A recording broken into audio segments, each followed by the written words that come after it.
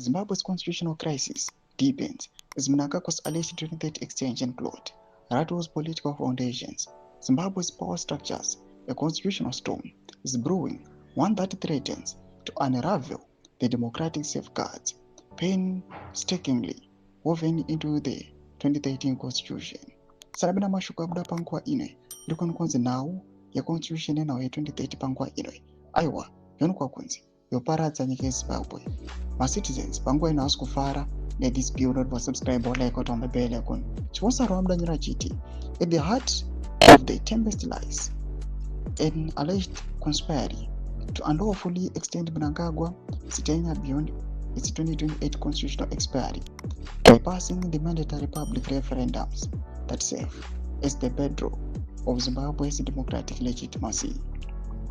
Investigative reports and insider leaks suggest a coordinated scheme involving senior ZANU-PF officials, government ministers, and elements within the judiciary.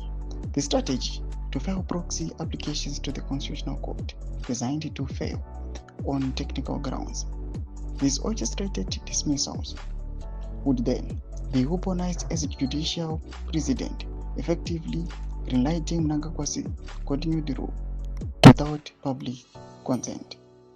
This maneuver, described by critics as constitutional evasion and corrosion, evokes memories of Zimbabwe's autocratic past.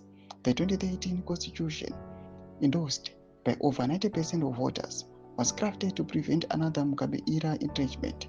It mandates a 2/3 parliamentary majority and at least one referendum to amend presidential term limits.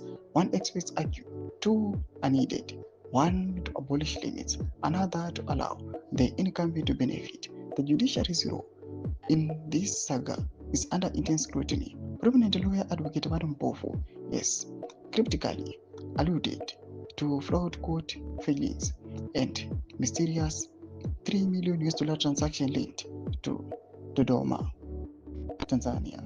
His veiled accusations target applications like those drafted by More Precision Muzazi, believed to be part of the deceptive legal choreography. Mpofu's public clash with colleague Method Lovu, who filed one such application, underscores the judiciary's vulnerability, echoing past allegations of partisan bias under former Chief Justice Godfrey Chijigausiku. The alleged extension bid is not merely a constitutional issue, it's a political chess match. Mnangagwa's push is widely interpreted as a move to sideline Vice President Kusanton Chiwenga while paving the way for criminal Kuda Kwashitagure, Julai Moyo, or military commander Philip Valios Vanda. The ZANU-PF annual conference in Mutare endorsed exploring term extensions, further inflaming factional tensions. Youth wings have gone further, calling for Mnangagwa to remain in power until 2040, a demand that has sparked outrage among opposing leaders and civil society. Tomamiro Suketa muri Zimbabwe. Baze mafunguro enyu mutudi pamusoro pechitiko ichi. Pana comment section medu za mafunguro enyu. Subscribe or like, chit on the bell.